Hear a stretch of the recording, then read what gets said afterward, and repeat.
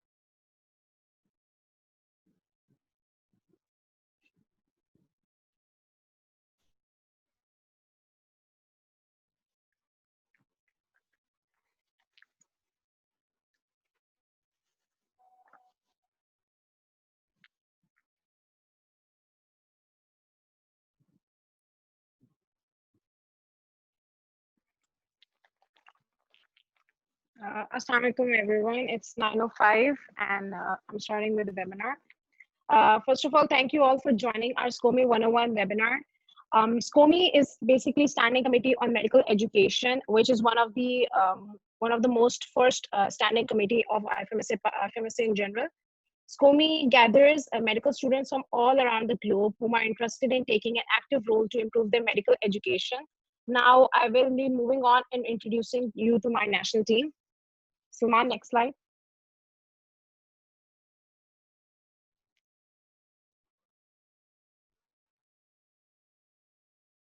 Salman.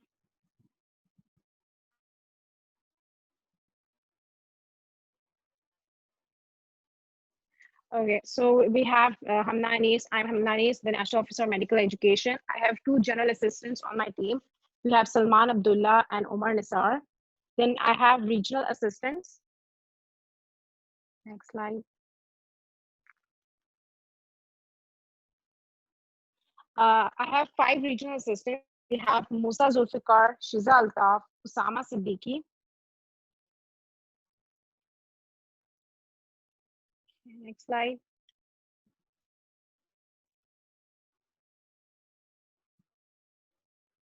Then we have Sakina Manzoor, Soha Bashir, and Ahad Gufran as my regional assistants as well. And then we have Maham Tabassum, she's the only developmental assistant of my team. Moving on to the next slide. Okay, so now I'd like to share with you guys an inspirational story of how SCOME helped one certain country change their entire medical education system in a very short period of time. Can anyone guess which country I'm hinting towards? You guys can write in the chat. Okay, so basically I'm talking about Egypt, whoever guessed it right. And whoever not, it's okay. I'll tell you guys a story. So a few years back, Egypt struggled with having different medical education systems in place. They had conventional, modular, integrated, etc.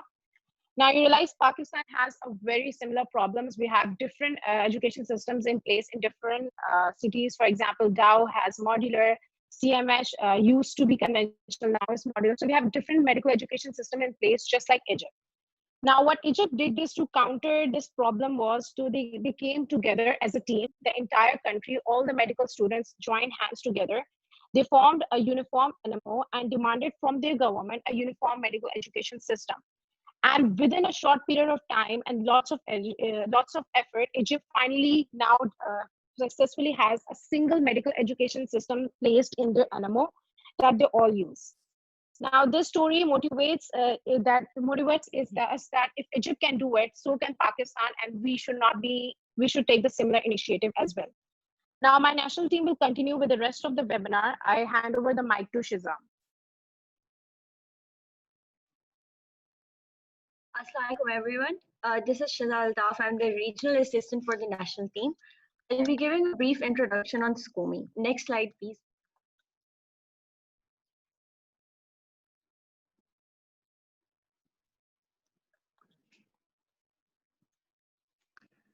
So SCOME was one of the first committees formed in IFMSA in 1951 after World War II. So we can see that even back then, medical students felt the need to have a say in their curriculum. Today, SCOME works towards capacity building and enabling medical students to take part in the decision-making chain regarding medical education. Next slide, please.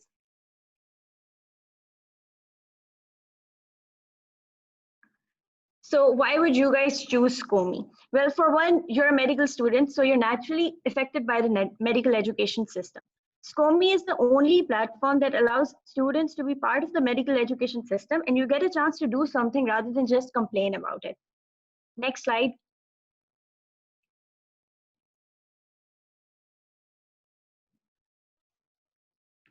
Well, doctor in the literal sense means to teach, and throughout your life, you will have to face the education system in this field, whether you like it or not.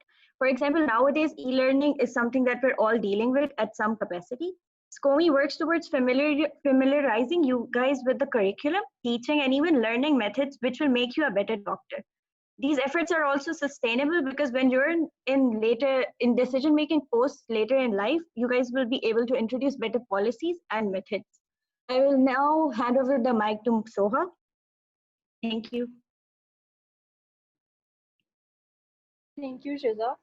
Assalamu alaikum. I am Soha Bashir. I am regional assistant SCOME national team. So I'll be talking about SCOME task. So as we know that the students are the main part of any medical education system, and all the tasks of SCOME, this standing committee on medical education, are related to the students and the system. So some of the tasks are mentioned here. These include providing additional courses to help the students with their studies, to bring change in the curriculum, the assessment evaluation methods, the learning methods, teaching methods. So we can say that SCOME helps the students to represent themselves at every level. Next, please. So these are some of the achievements of SCOME. First of all, training medical educational trainers, education trainers is a big achievement of SCOME. It is a part of GA, and worth mentioning here is the SRT TAIL, which is the sub-regional training that takes place in Pakistan. So some of the objectives of this training include effective representation of the students, changing their education system, and to learn, lead, and represent themselves. At the end, the trainers can pass on their knowledge to their fellows. So other achievements include capacity building of the medical students, which is continuously going on. And the students have represented themselves and brought changes in the system. For example, we heard the story of Egypt here. So next. Some of the opportunities that SCOME offers include the training medical education trainers. These I have mentioned before. And another type of training is AMET, which is advocacy in medical education training. So this training is, it helps the students to make their voice to be heard and ensures their involvement. It gives them the skills so that they can advocate, lead, empower, and make changes. The objectives of this training include implementing the advocacy actions in local, national, international medical education systems, and identifying and involving the stakeholders and bringing the change in the system. So the thing is that we all want to bring the change in our system. but the SCOME tells us how to actually do it. Now I'll pass it to Salman. Thank you.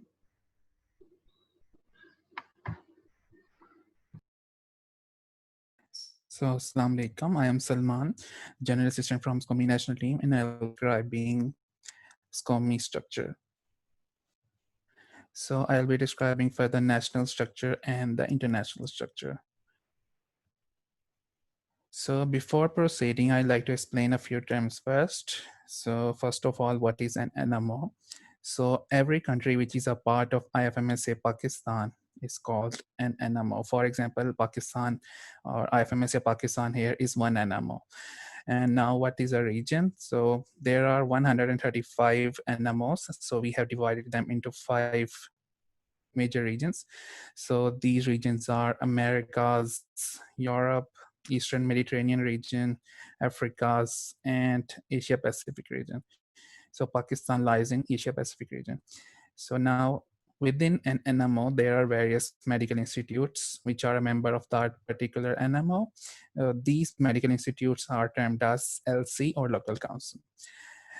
Now we'll proceed to the structure. So at an NMO level, we have a national officer on medical education and assistants. So these assistants have equal roles at the national team level, but at the international level, they have different roles. So at the LC level, we have a local officer on medical education. And this local officer works with the general SCOME members of that particular local council or LC. Next, as I described earlier, that there are 5 major regions. So for each region, we have one SCOME regional assistant. So these are the details of SCOME regional assistants. You can also find these at the IFMSA official website. Now, SCOME International Team, it has a structure similar to that of a national structure, but we have SCOME Director here or SCOME-ID instead of a national officer, and assistants again. So these assistants have specific roles. So I'll describe these one by one. So general assistant's job is to handle SCOME-related social media. They interact with members, assist the director in coordinating SCOME-IT, support preparing for general assemblies, and take care of all the SCOME-related documents. So regional assistants, these are the same 5 I described in the previous slides. So their role is to work and support the national officers of their region, respectively. Now the development assistants, their job basically is capacity building within SCOME. So their take is sharing info and materials. They assist during the process of planning and followings of teammates. Now we also have a liaison officer at the SCOME International Team. So their job is to represent SCOME at external organizations such as WFME. So here are the details of SCOME International Team. Once again, you can find them at the IFMSA official website. So the director here, the liaison officer, regional assistants here, and general assistant and development assistant. So you can find these, all the things at the IFMSA official website if you find a need to contact them. So that's all from my side. Now I'll hand over the mic to Musa. Assalamu alaikum everyone. My name is Musa Zulfikar Ali and I'm a regional assistant in the National SCOME team. Today I'll be discussing the different focus areas of SCOME relating to medical education systems and teaching medical skills.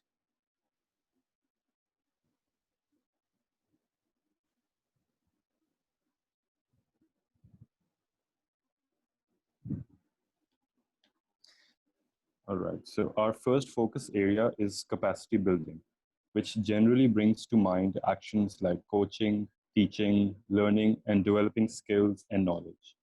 However, in the world of SCOME, it means advocating medical education training and training the medical education trainers.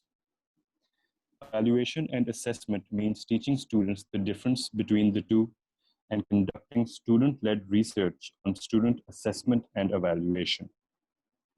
Social accountability involves training sessions on social accountability of medical education and teaching students how to assess the social accountability of their own medical colleges. SCOME also plays a constant role in educating the students about the importance of their active participation in their own medical education system. SCOME organizes advocacy and awareness campaigns for active student involvement and representation in decision-making at all levels, whether as small as college or as large as the university. SCOME also advocates efforts aimed at aligning the medical curriculum with international medical education guidelines. This is what quality assurance means. Career support focuses on activities related to showcasing different specialties and internship conditions. Lastly, informal education deals with direct student-to-student teaching.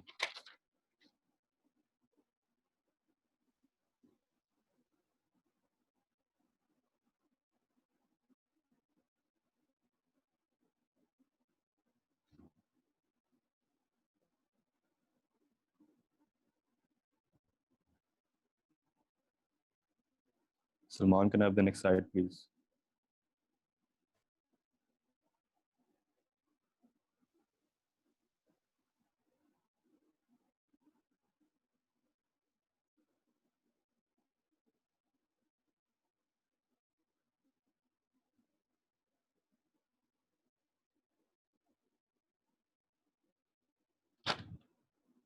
All right.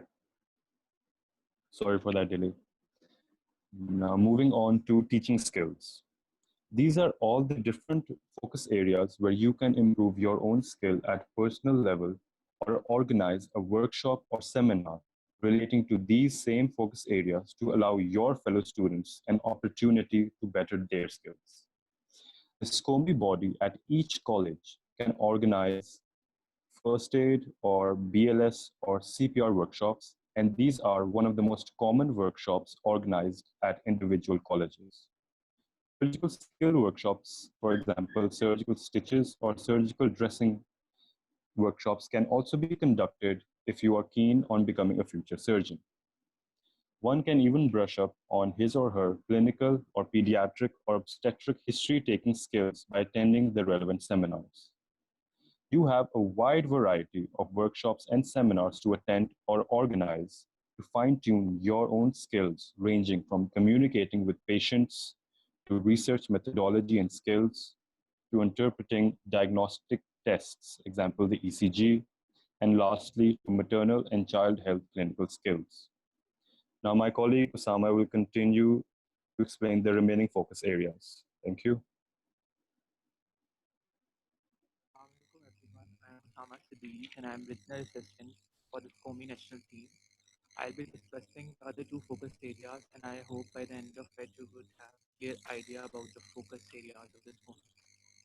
So the third focus area is ethics and human rights, under which we discuss the basic ethics that the medical practitioners should observe and the rights they have being medical practitioners.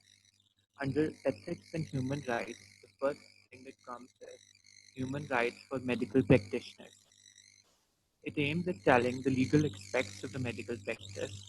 In collaboration with different specialists, students can have a clear knowledge about the legal documents and the laws related to the medicine.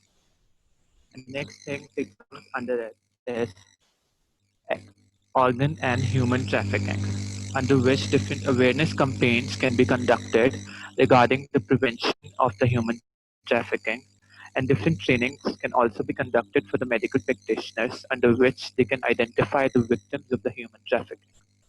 The third thing that comes under it is ethical research and ethical financing, under which ethics and transparency with pharmaceutical industry is promoted to improve the health of the population.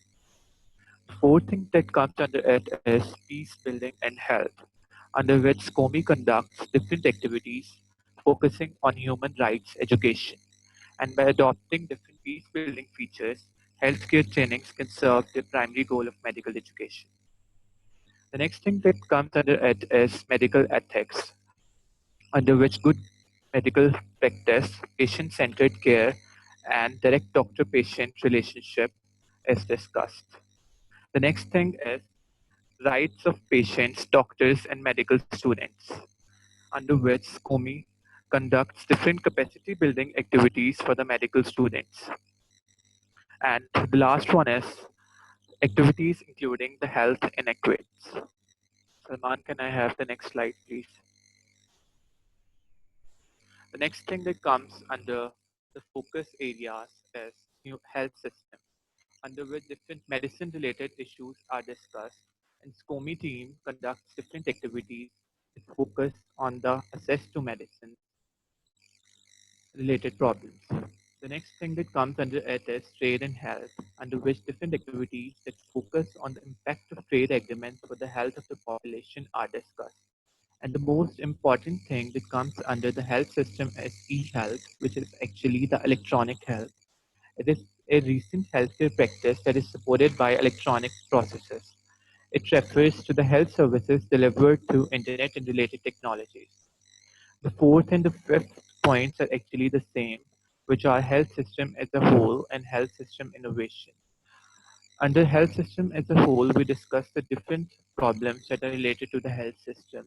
And under health system innovation, we discuss how these issues can be fixed. The next thing that comes under the health system is rural community, under which we acknowledge the gap between the healthcare and rural and urban population. The next one is global surgery, under which seminars with doctors working on global surgeries can be conducted.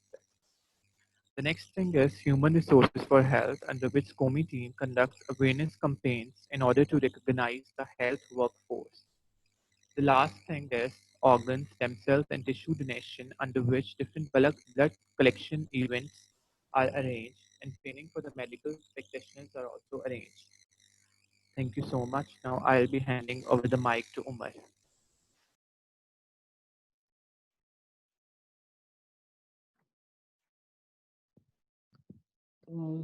Next slide, please. Okay, Assalamu alaikum guys. I am Umar Nisar, General Assistant SCOME, and my topic will be idea to impact. As the name is self-explanatory, there are ideas on one side and impact on the other, and you can go from one side to the other through the bridge of activity. Next slide.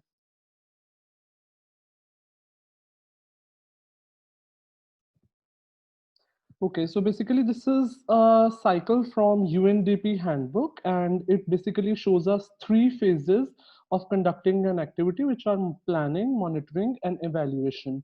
The small steps which are given in the diagram will be described in the next flowchart. Okay, so basically this is a detailed flowchart how you can have an activity. So first you will have to formulate problems and identify the central problem, which is the root cause of all the problems. Next, when you've done that, you will identify and understand the stakeholders. Stakeholders are the people who have an interest in your activity or whom your activity will be related to or who will attend your activity. So you have to understand them so that they don't, so that they have an interest in your activity and their needs are fulfilled. Next step will be define immediate objectives and long-term goals. So what your activity expects to achieve in the short term and the long term. Your objectives should be smart, specific, measurable, attainable, relevant, and time bound. So next will be defining outputs or results, which can be, which will show what your activity plans to achieve, which can be done quantitatively by defining indicators of success. They can be, for example, how many percentage of the class attends your workshop. For example, you have put that to 90%. After that, that will help you to evaluate your activity. Next will be formulating the activity proposal.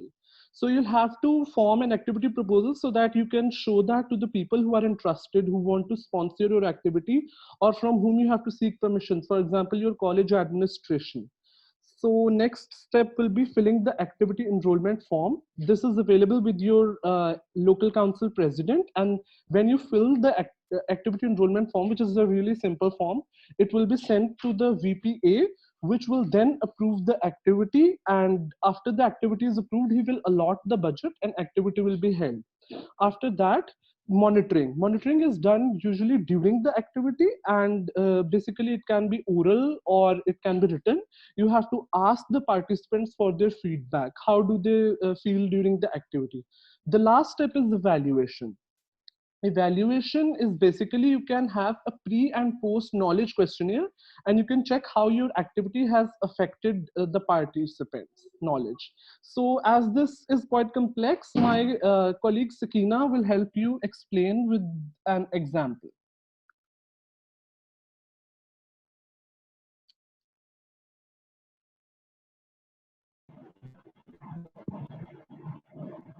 Assalamu alaikum. Thank you, Mar. My name is Sakina and I'm the regional assistant for SCOME. So now what we're going to do is we will walk through these steps using a simple example. Let's say you just had an idea, that is you in the picture on the slide, and you were thinking that I want to conduct a workshop on basic life support skills. The problem that you want to solve over here would be that very few medical students actually know these skills. And come to think about it, that in itself is an emergency, right? Next, please. So now you will move on to identify the stakeholders, which in this case would be medical students, any organization that you want to collaborate with, such as Rescue 112 or FRIP, and the public at large, because they would get the benefit in case of an emergency, right? Then, so now you're going to use the problem statement that you formed earlier to form SMART objectives. Let's say these are the ones that you have come up with. To teach the types of medical emergencies and how to identify cardiac and respiratory arrest, choking and drowning, to discuss the latest protocols for each one of these, and to have participants practice CPR and rescue breaths on mannequins. What you need to ask yourself at the end is that are these objectives specific, measurable, attainable, relevant, and time bound, right? That is something that you need to keep in your mind. Next, please. Okay. Then moving on, now you will decide the indicators of success for your activity. These would be related to your objectives and are there to sort of set a benchmark even before you start the activity. For this workshop, these could be that by the end, you expect that all participants would know how to identify the 4 medical emergencies, and 80% of these will be able to recall the steps of the protocols that were discussed.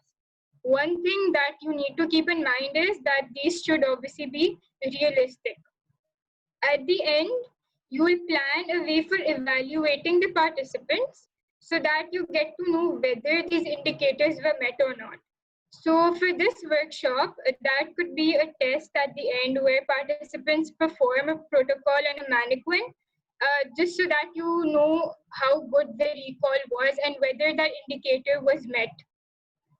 Now with all this groundwork in place, you can now finally write an activity proposal with all these details along with the budget if that's needed, and how, where, and when you want to carry out the workshop.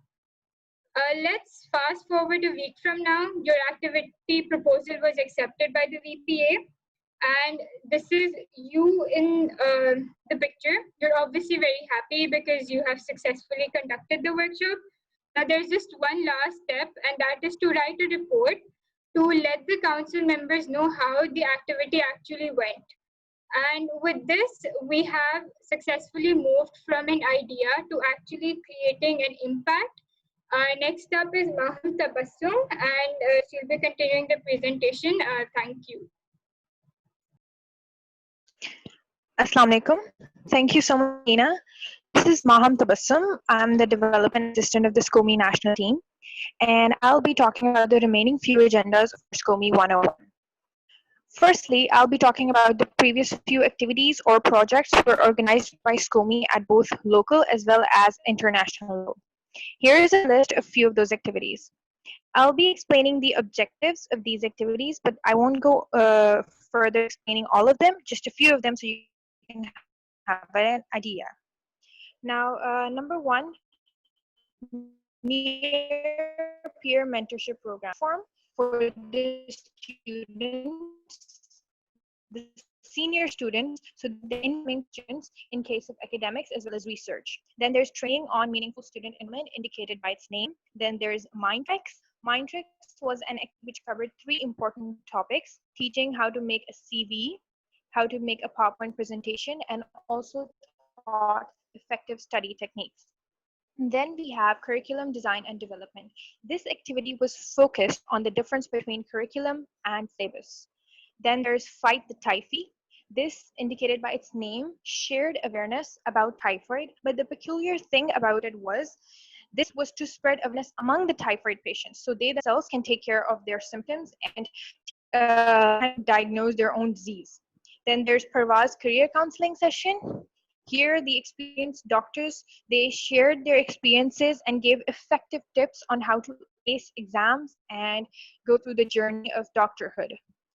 Then, number 7, let's teach ourselves.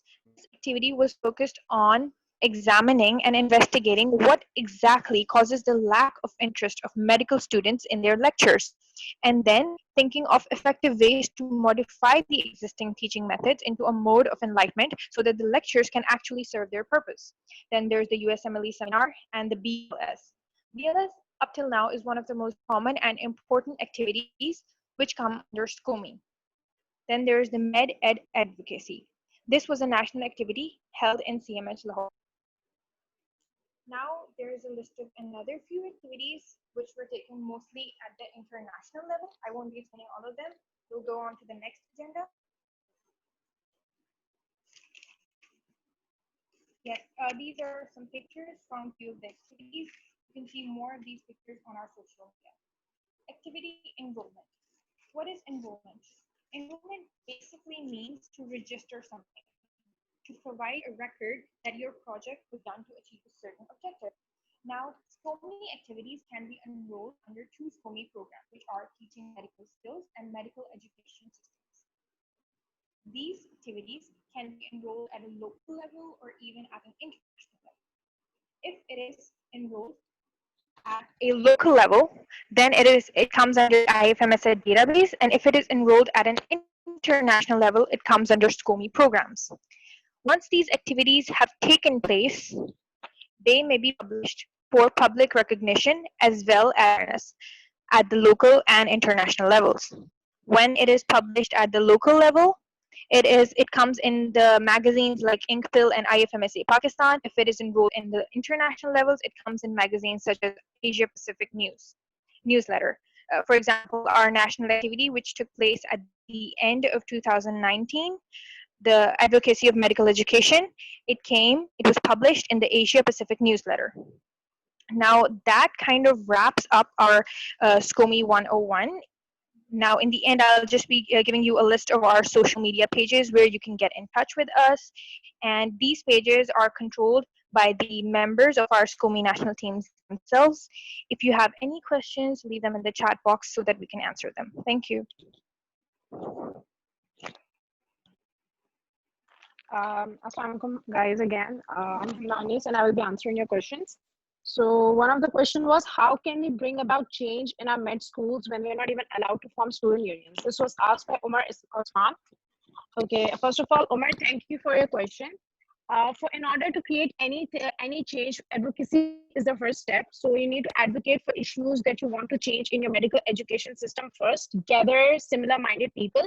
When you get a lot of people who have the same opinion or who have the same idea as yours, then you can talk to people in your college first as the first step, and then you can go higher up the ladder and you can involve the government as well in the end. But reaching the government directly is very hard. So you need to talk to your college first, to your peers first, and then go up the ladder. For example, I remember when we had this NLE issue, there were like Facebook pages created for this, and a lot of people gathered on that social media platform.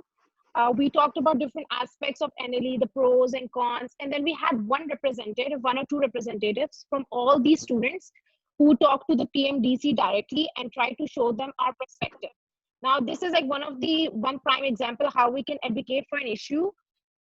So hope that answers your question. Second question we had from Mohammed Umar was, can all medical students attend the workshops by SCOME in their college, or is it only for SCOME participants? Okay, so Umar, we can, all the participants, everyone can join the workshops. IFMSA members have one edge though, that they sometimes workshop that are they require money or for participation. Those workshops are discounted for IFMSA members, while they might be the cost may be increased for the members who are not IFMSA people. All right. So hope that answers your question as well. Then we have another question. Please describe e-health more, which was asked by Syed Najam Bukhari. Usama will be answering this question. Usama?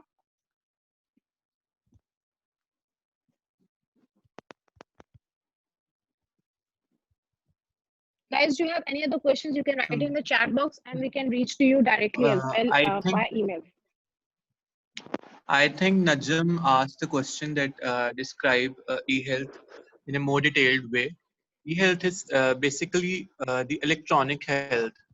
So it involves the different electronic techniques in the health system. For example, different video streams between the ambulances and hospitals can be used to treat patients. And also there is a recent system that is introduced now, telemedicine. For example, in regarding COVID-19, telemedicine is also introduced. And then there are robotics and automations in the hospital campuses that can be used to deliver prescription, not in Pakistan, but in the other countries. And different video consultations can also be used to treat the patients, and it increases the efficiency of the treatments. So I hope it's clear. Now other questions can be answered. Right. Okay, guys, there are no more questions in the chat box for now. If anyone has any question, they can reach out to us on our email, scome.ifmsapakistan.com, and our session is about to end. So we will be ending our webinar on this note. Thank you guys for joining.